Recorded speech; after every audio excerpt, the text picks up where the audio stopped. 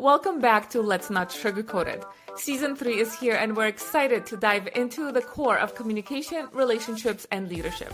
We're your hosts, Bella and Lee, a husband and wife duo with a successful business helping couples and organizations get it together to play a bigger game and elevate their relationships and performance. We believe in keeping it real, so each week we'll bring you incredible guests, entrepreneurs sharing their authentic experiences, along with episodes featuring just the two of us tackling the tough topics. So, if you're ready to enhance your connections and sharpen your leadership skills, you're in the right place. Let's get started. Okay, hello. Welcome to another episode of Let's Not Sugarcoat It. Today we're going to be talking about just some tools and things that we have not just learned, but I think relearn as we continue to work on business, relationship, ourselves. Yes. As well as a bit of a recap on some conversations that we've had over the last little while. Because it's been a minute since it's just been you and I talking. Yeah. And I think it's so important to stay in the communication and the conversation, because we tend to, learn things, pick up things. You listen to a podcast, you take a course, you go to an event, and then you're rah, I got all these tools. And then if you don't use them, you lose them. So having that, constant reoccurring conversation, staying in that is going to create new habits and new neural pathways. Because, motivation is only good if you're able to motivate yourself every single time. Can't be an external. It's those atomic habits. It's building that muscle of repetition and continuously, evolving and using those tools that you collect along the way. Yeah, motivation, because it's a feeling, unreliable. Yeah. And it's unreliable because it's fleeting. Sometimes it's there, sometimes it's not. And so, discipline, intention, it's a word we've been using a lot lately, is very important, because those things stacked on each other, when you're consistent with discipline and intention, motivation becomes, more often, right? It's kind of like the boost that you get in your days. And I was just thinking, when you're talking about like using the tools, I was thinking of the word transformation and how I think a butterfly is kind of a universal metaphor, symbol, and analogy for transformation. But the thing is there's a difference between those aha moments and insights and transformation. Yeah. So you read something, you attend a workshop, you listen to something, and it's that aha moment. You learn a tool, you learn a new mindset, but it's not really a transformation until you apply it. Yeah. Until you turn it into action. Yeah. So, the butterfly, when it's a caterpillar and it goes into its cocoon and it transforms into a butterfly, I think it would be completely different if when it came out of the cocoon, it's got these beautiful wings now, but it still crawls. Yeah. Never flies. And that's kind of what we're talking about. Yeah. Is the difference of, getting the wings, being told now you can fly. If you use the wings, you can fly, but if you never try it for yourself, you'll always just be crawling, no matter what. Yeah, and I mean, this kind of aligns with what we're doing right now. We decided, actually, you decided, I just jumped on the ship, to go 90 days without drinking. Yeah. And it wasn't because of, dry January, yes, summer has always been tough in the Okanagan for us because, friends, family, we do live in a beautiful wine country. But it was something to do with not just transforming the alcohol and new habits, but, we were doing a bit of an experiment. How we're going to feel and how we're going to look. And even though sometimes... As well as how we're going to think. And how we're going to think. That's right. Talking about motivation, I am not motivated to get up every single morning with you, since you changed the time again, 5 a.m, 5:30, to hit the gym. But as we've been traveling as a family together, we decided, okay, this is going to be our new habit. This is going to be our new experiment and let's see how far we can go and where this journey will take us. But if we didn't take those actions, if we didn't take those steps, the motivation, first 3 days would be like, yes, let's do it. And then we'd fall off the boat. It's been 21 days now. 22. 22 days. So we're into the fourth week now. Fourth week. And let me tell you, I feel better. I look better. I think more clearly. I don't have head fog. Sleeping has been phenomenal.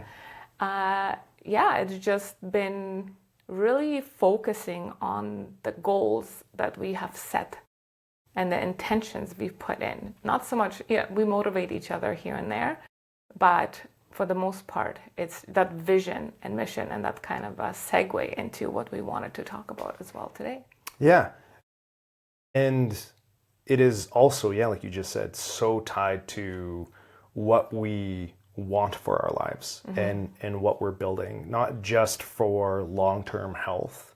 This isn't a, sobriety journey, but it's very much about if we're really serious about achieving what we want, then it all comes down to what habits do we need to have. And let's do a really hard restart. Let's not wait till a beginning of the year, like a January, right, where everyone jumps on that bandwagon. Let's do it now. And let's not do it for 30 days. Let's do it for 90. I have a friend that told me he's really excited about this journey and said, man, like 90 days is going to be great. He goes, wait till you hit just 60. The way that you think and process information, he's like, it's just going to be next level. Yeah. And so, this is just part of choosing something in our life that, because of where we live and events, there's a lot of things that, alcohol is a part of. Yeah. And so let's do something that is kind of out of the box, right, for us in a lot of ways. And it's just been nothing but great things. Yeah. And then going back to the setting of New Year's resolutions, I believe this, okay? And this is just my theory. This is what I implement. Winter is not for new beginnings. Winter is for rest. It's for reaping the rewards of the year. Spring is when life begins. Spring is when you awaken your body, your senses. The days get longer. You just feel a lot more alive when spring comes. And that's when I set my intentions. That's when I start my productive year. It's in that cycle. When it comes to winter, I want to rest. I don't want to January. Like literally we just finished we completed a whole year of whatever we were doing. And now I'm supposed to start again and force myself to, which nothing against anybody who wants to do that. There's seasons in our life, and not just our life, but in our years, So I do recommend dropping the New Year's resolution, digest, and then when spring comes and you feel that energetic pull to create, to feel alive and move through those projects, that's when you go. And that's really for more of the entrepreneurs, and because businesses, they have their fiscal year starts and whatever, but that's when the planning starts. No, that's right. Yeah. But I mean, to build off what you're saying, I believe to do it right, if there was such a thing, is you should be doing it at least every 3 months. Is every 3 months the process you go through in January to create a New Year's resolution of the things that you want to do better, the things you want to change. You should be building off that and doing that exact same process every 3 months. Because an important part of, we were just having this conversation just a few days ago, yesterday. I don't know, they all meld together now. But when you set a vision for your future, when you really dream big, a byproduct of that is creating a gap between where you want to be and the reality of where you are. And if you're really dreaming, you should start to feel, yes, excited, but also a little like uncomfortable. That could show up in some tension, resistance, whatever it is, because you start to realize that maybe you're a lot further away from where you want to be. And in order to get on the path, you really need to focus on, okay, be real with where I'm at, which means taking a look at that feedback, taking a look at what are my habits, right? What are my behaviors? What are my patterns? And are they in service of where I want to be? And chances are there's a very high percentage that I'm not going to say most or half, but there's going to be habits that you have that are not in service of you achieving your dream. Because if they were, you probably would have already achieved that dream. Yeah. And so you need to start shaking things up and changing things. And if you're only taking a look back every 12 months, you're going to miss not just very important data, because you're going to forget, because our subconscious has a way of lying to us, tricking us into thinking that we're doing better than what we actually are. And so we get complacent. So we're going to miss those important data points that we won't capture if we're doing it every 3 months at a maximum distance. Should be doing it more often. But we're also going to miss those opportunities to pivot. Right? Because we're not going to execute perfectly every time. We are going to catch ourselves being complacent. And so it allows us to like pick up that intention again, right? And build some momentum. And when things are too far out, we tend to procrastinate as well, right? So if you said, okay, every 3 months, I'm going to check in and see what my progress is, what tools I've used to implement to change my habits, to change my business, to change my relationship, but you wait till a year, like you said, you're going to miss all these things, because a lot of people are like, oh, I have so much. How many times have we done something? It's like, talk about university, even high school. You have an assignment to do. I bet majority of the people, there's only a few, I know in my classes back in the day, there was only a few who were the keeners and got their work done ahead of time. Majority of us were scrambling to get the papers finished last minute. You're cram, even studying, you cram, day before, 2 days before. But if you consistently studied, and it wouldn't be such a shock, right? And then you do miss a lot of the information when you're trying to cram, because there's a lot to absorb at once. So when we're setting these goals, intentions, visions, missions for our life, it is very important to check in. We do it weekly, Sundays, where we just kind of check, hey, what's working, what's not working? Can I help you with anything? How can I show up for you? And so on and so forth. And then every 3 months, have we reached our goal? If not, how come? And those are the conversations that can, especially in a partnership, where you're also partners in life. Yes. Can come across these difficult conversations. Because looking at where we are may not be where we wanted to be at this particular moment in our life. And we sometimes go on the defensive. Well, I had this and this and that. Instead of just saying, okay, this is what's so. So now how do we move forward? However, we're not really taught that communication style. It's like, okay, well, it is okay for this moment to be this moment. And it's okay where we are now, because now we're taking action to change. So then we propel ourselves forward and get back on track. Yes. Versus that defense, because that's another thing we wanted to talk about. Yeah.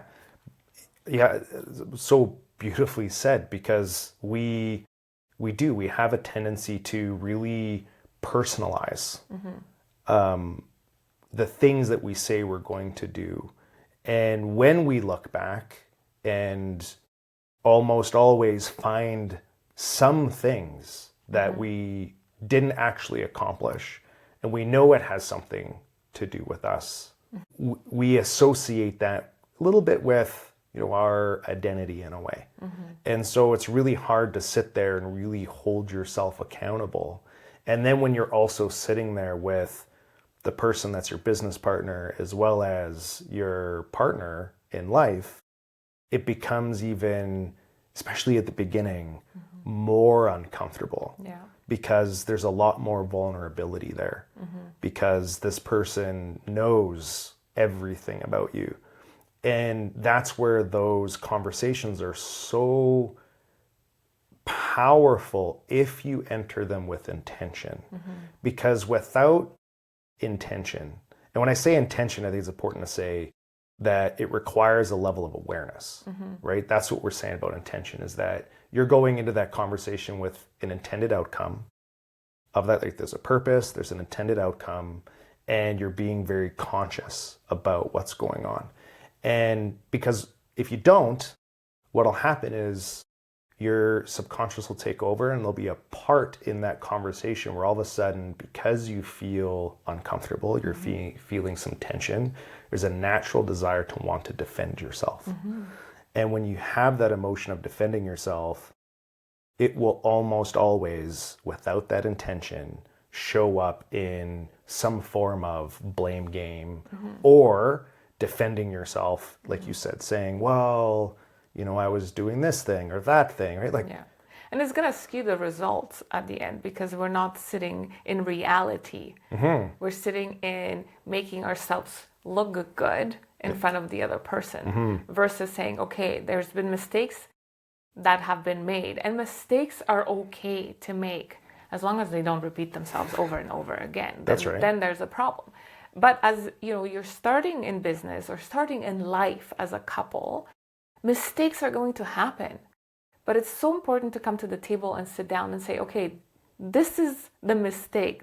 I admit I procrastinated, I admit I got distracted, I admit there was something there for me that prevented me from taking those steps, and I didn't look at it, and I didn't tell you about it because it made me feel a certain way. That's where that transformation comes. That's when the change happens. That's where growth happens. That's when we propel, when we sit in the truth and are able to tell our partners and ourselves that it is okay. And now I'm seeking out why and how I can change so that I can move forward, and we can move forward collectively in a partnership and in a relationship. Yeah, absolutely. And a part of that process is allowing yourself to drop the armor, drop your guard, embrace vulnerability by leaning into that discomfort. And it might also be like saying, hey, I am really feeling uncomfortable about this conversation because I didn't hold up my end of the bargain. I didn't say what I was going to do. And it's really making me feel like I need to, defend myself or come up with excuses. And I don't want to do that. I don't want to. I want to be able to embrace this process and move through it. But by saying those things, you kind of set the stage for what so.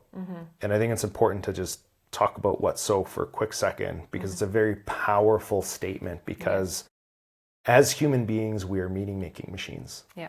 And so we're constantly trying to make meaning of every thought, everything, every feeling.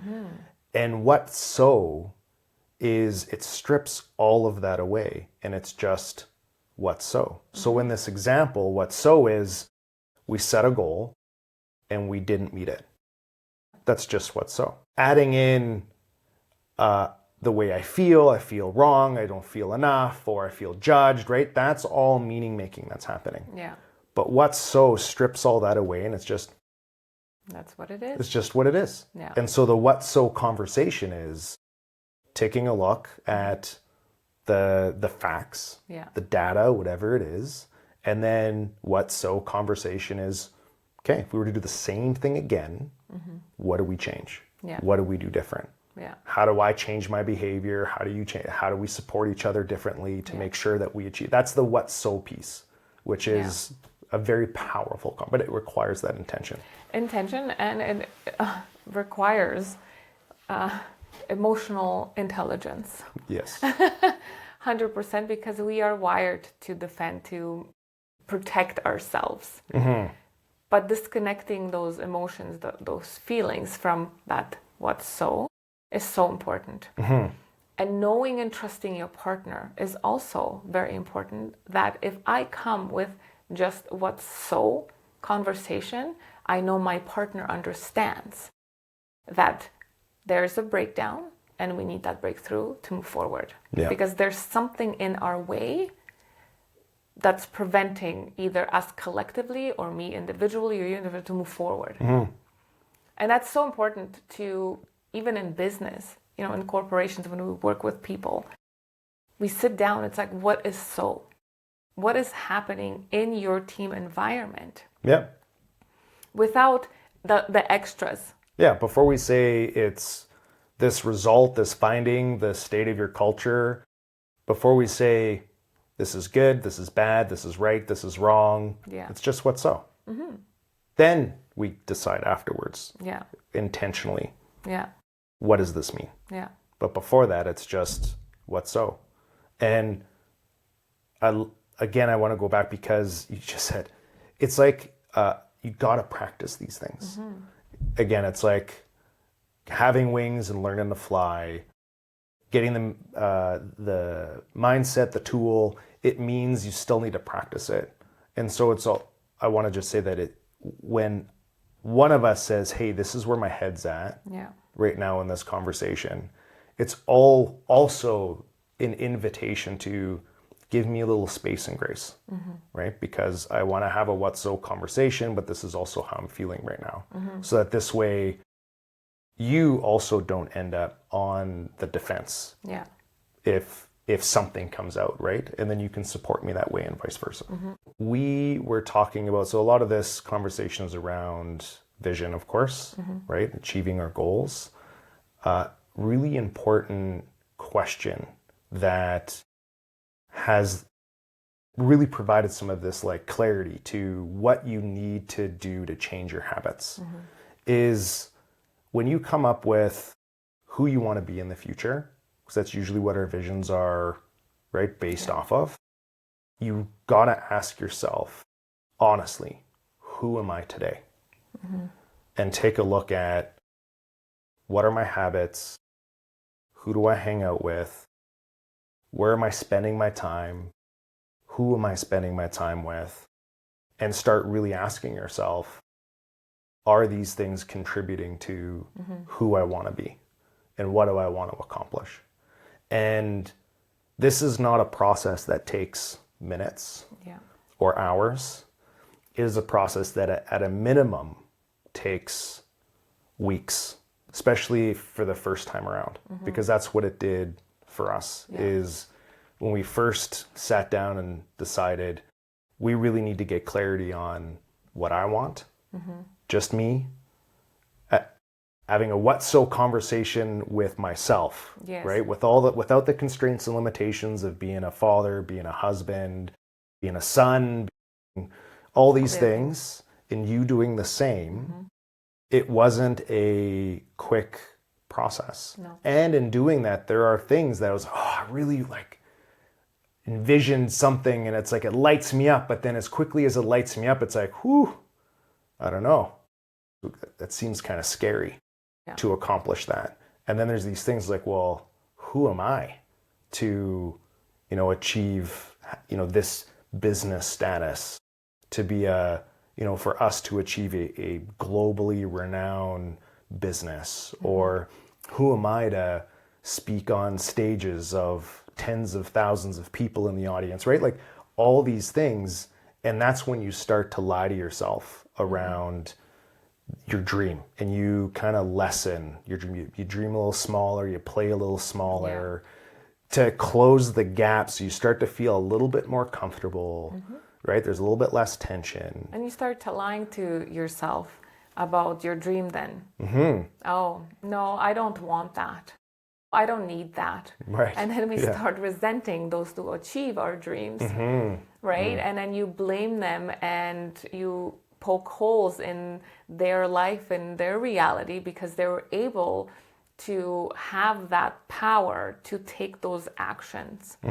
Because who are we as people It's whoever we say us to be. That's right. Because we have the power to achieve anything, but we limit ourselves in those dreams and those goals because you only achieve as much as you think you're enough to do so. That's right. And that's why you need to take some time. Because a part of the clarity comes out of sitting in that tension, sitting in that resistance you're feeling when you had that thought of, I could do this. Yeah. I can achieve this. I want that. And I want to be this person. And you need to sit in and explore, well, why?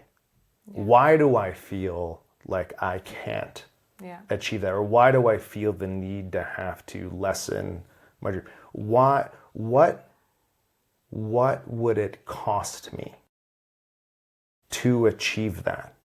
And this is really... the cost is not just like, we're not talking about cost monetary value. No. We're talking about ego. That's right. And identity. Yeah, absolutely. Yes. What it's going to cost me to shed who I believe myself to be. Yeah. And who I want or dare to be.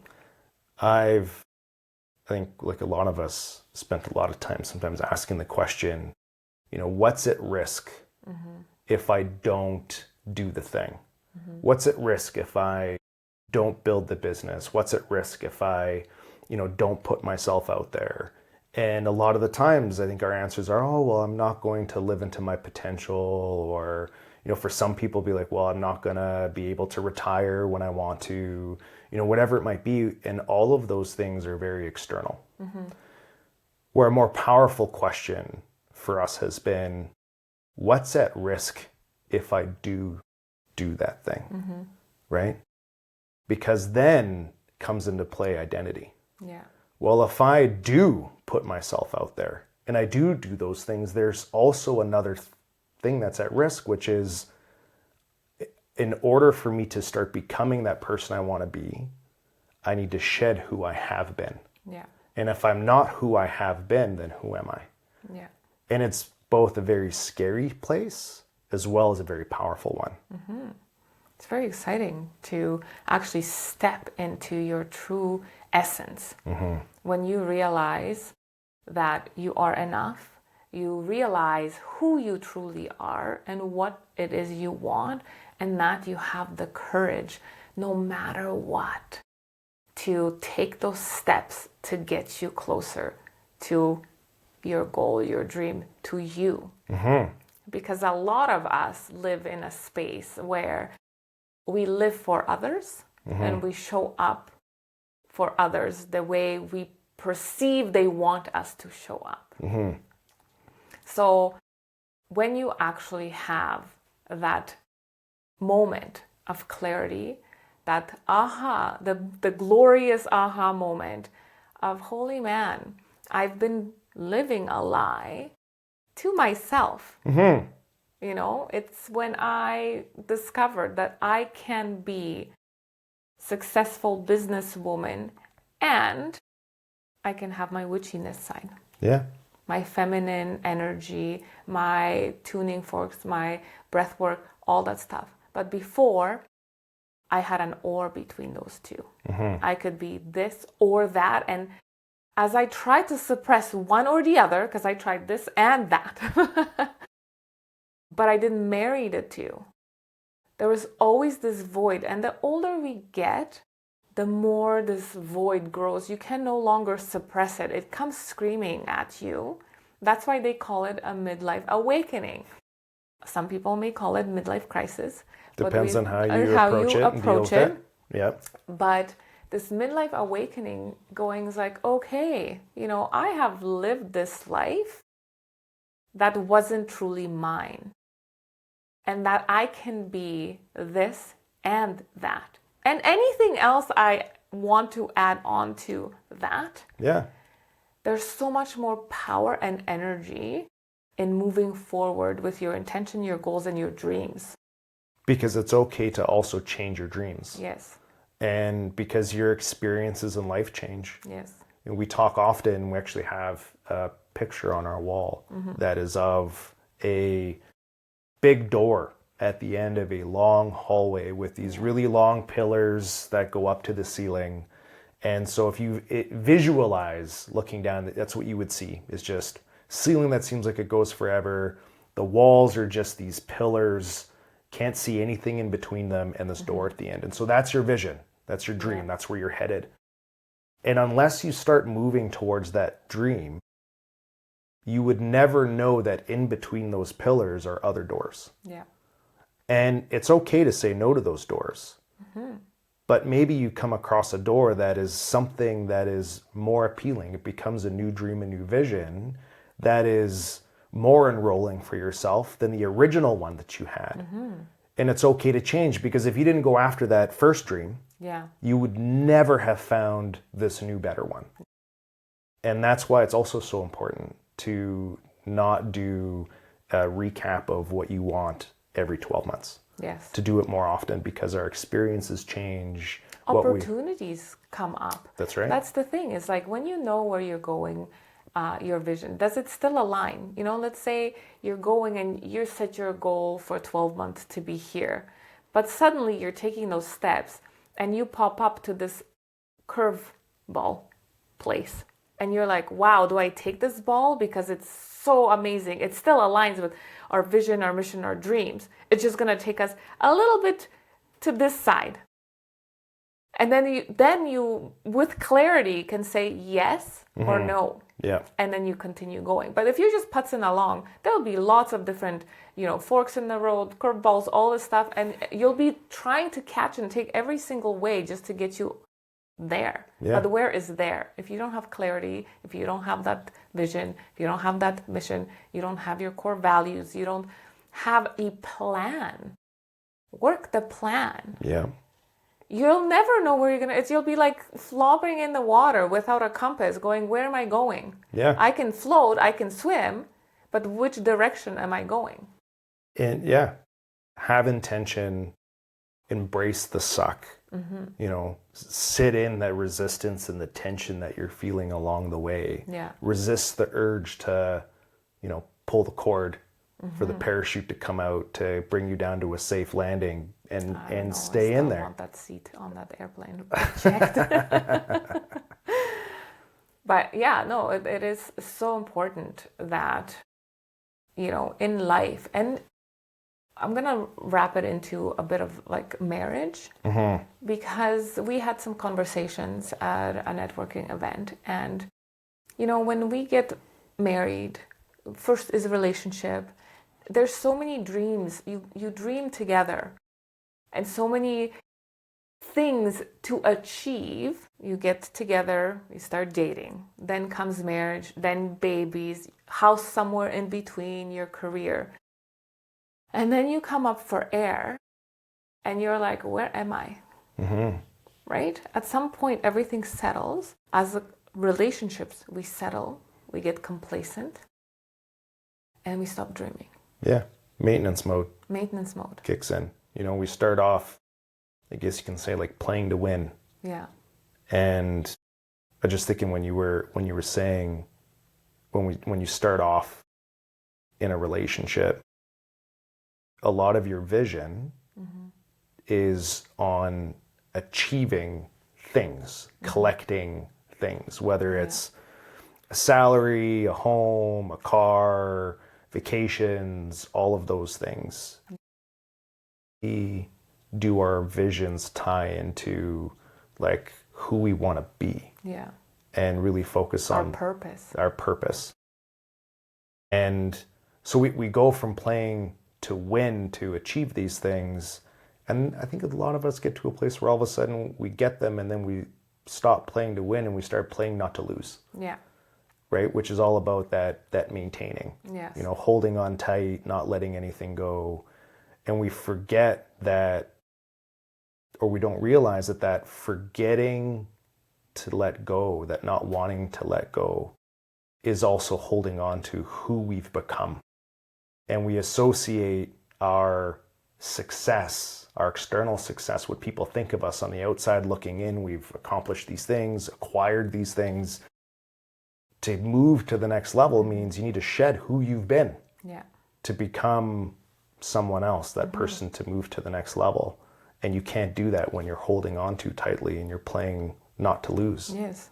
And that's why there's just so much tension between couples around our age, around, the 40s to 50s, lots of divorce statistically, because we stop dreaming. Either one person is awakening and the other one is still playing to maintain. Growing together no longer looks parallel. It's either one is ahead or is veering left or right. Yeah. So it is so important to be constantly checking in, because as people we change. Our needs change. Our visions change. Life happens. Things change. Yeah. Constantly change. And if we are not comfortable with change, we're going to suffer. Yeah. Well, and we're designed, our brains are geared to be uncomfortable with change. And so it's always knowing that without that intention, without those habits that force you to lean into discomfort by practicing these tools, your brain is working against you most of the time. It's going to force you to be comfortable. It's going to trick you into thinking that you should dream smaller. And it's going to have you avoid those critical conversations that you need to be having when you're in the 40s and having that midlife awakening, but much earlier, and keep them going, because like you said, people change.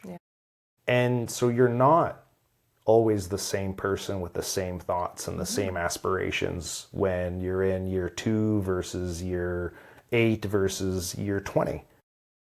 And you won't know unless you're always having these conversations around what I want, not around what I don't want, but what I want. And let's throw in a bit of a perimenopausal thing. Okay, women in their 40s, they go through a lot of changes, and we are looking to our partners to understand that it's not always about them. We don't even know what sometimes is going on.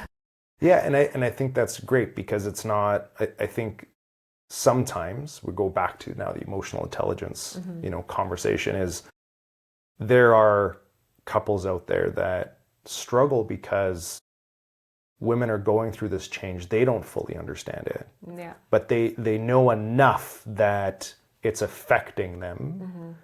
And so women act differently than what the men are used to. And then the response, a very reactive, defensive response is, well, I'm going through perimenopause, right? And, you should learn about it. But I think it's an important journey to learn about it together. Yes. Right? And that's how that support happens. Instead of it being an excuse and a reason, it's let's learn about this together so we can both support each other, because you don't want to feel that way all the time, right? Yeah. And your partner doesn't want you to feel that way all the time. And so we just go back to this. It's always great when you are open about what's going on. Vulnerability. Even the vulnerable part where it's like, I don't know what's going on. Yeah. And I want to figure this out together. Yeah. Okay, well, let's figure this out together. So in summary, it's important to dream big. Big. And for that dream, those visions, to really be focused on not so much of the material things, but to really be focused on who you would have to be to achieve those things, right? Your growth and development as a human being. And that's going to create some tension, especially if you haven't done it in a long time or ever. And so you need to sit in that tension, sit in that resistance, and explore. And don't allow that default reaction to dream small, play small, lie to yourself about what you want, or lie to yourself about where you're at, right? Because there is a tendency to lie that you are further along or doing better than what you actually Yeah. are. And, if you are for resolutions in January, take the time with your partner and invite your partner to do this exercise, to do this experiment. You will learn so much about each other. To sit down and write out your vision, your goals, your dreams, your core values. Your core values as a human being, as a family, at the beginning of the year. Yeah. And then come together. It's going to take you guys a couple of weeks. It should take more than. Because the most uncomfortable part of that was looking at what I wanted just for me. Yeah. Because it felt very selfish. It felt like, well, the excuses coming. Well, I can't do this because I'm a mother. I can't do that because I have a family and. Or what is my partner going to think? Yes. About me wanting to achieve this thing. Yes. Right? Or wanting to do this or that. So sit in that discomfort and think of what it is that you want for you, because it's also your life, and your partnership shouldn't be limiting you for living a fulfilled life. What is my purpose? If you're not feeling like you're fulfilled, like you have a purpose, then you're doing something wrong. Yeah. Because you're using other things as excuses to become who you truly are meant to be. Yeah. Then do the exercise as a couple. Yeah, then you share. You get together and you share. Yeah. So do it what you want for you, what you want for your partnership, and what you want for your family and your business, right? And then you come together to discuss that, and then you see where the overlaps are and where are there things that are not, and how then we have the discussion of how we can support each other. That's right. Yeah, because the growth and development journey is not the same for everybody. That's right. And so let's say you want to do a couples retreat, and that's not really my thing. Well, right? It's gonna be. I'm not saying it's not, but devil's advocate is that's not my thing. And I want to go on I don't know, like camping off the grid.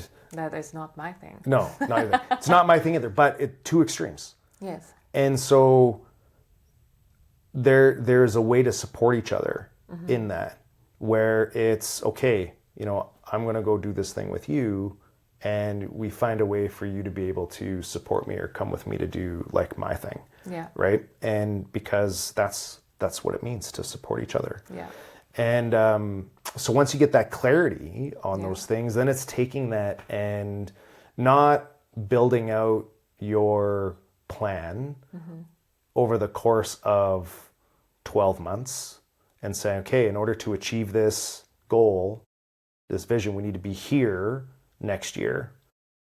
You need to really look at 30, 60, 90 days and really build that out. 30, 60, 90 days, get really clear on what you need to accomplish, and then have those reviews. Yeah. Because that's that feedback loop where you get to start to look at, what am I doing? What am I not doing that's not contributing to getting these goals? Because again, the feedback loop, how our brains work, ABC model. We get our environment triggers us, right? It's an antecedent. It's like people on their cell phones, their mobile phones. Phone buzzes, it rings. That's the trigger. That's an antecedent. Our behavior is automatically triggered to usually pick that up and take a look at it. Doesn't matter if we're in a conversation with somebody or else. And then there's some form of consequence, positive or negative. Usually if it's a positive, like, ooh, right? I got a like on my post, right? That gives me a little dopamine spike. So now it's going to reaffirm that trigger in the future. I'm going to keep doing that. If it's negative, maybe I take a look at it and it's somebody I don't want to hear from, I'm less likely to pick it up. And so we need to look at those 30, 60, 90 days as a way to be able to say, what are new triggers, new ways I need to design my environment, my day-to-day, my new habits, so that when these triggers happen, it moves me towards my goals instead of getting in the way of me achieving my goals. And doing that very intentionally and honestly, and having those conversations with our partner, having what so dialogues. Okay, so what so is that we are coming to an end. So where you can find us? You can find us on letsnotsugarcoatit.com website. You can find us at thepiccoinstitute.com and follow us on Instagram and any platform where you listen to your favorite podcast. Find us there. And if you have any questions, comments, podcast ideas, reach out. We're here. If you need any assistance in communication and leadership development, look us up at thepiccoinstitute.com, and we would love to hear from you. Okay. Until next time. Bye. We hope you enjoyed today's episode and gained valuable insights to elevate your life and business. If you found value in our conversation, spread the love. Share this episode with family and friends, and let's grow this supportive community together. And don't forget to like and follow us so we can reach more amazing people just like you. Until next time, remember, let's not sugarcoat it. Keep it real, raw, and unfiltered.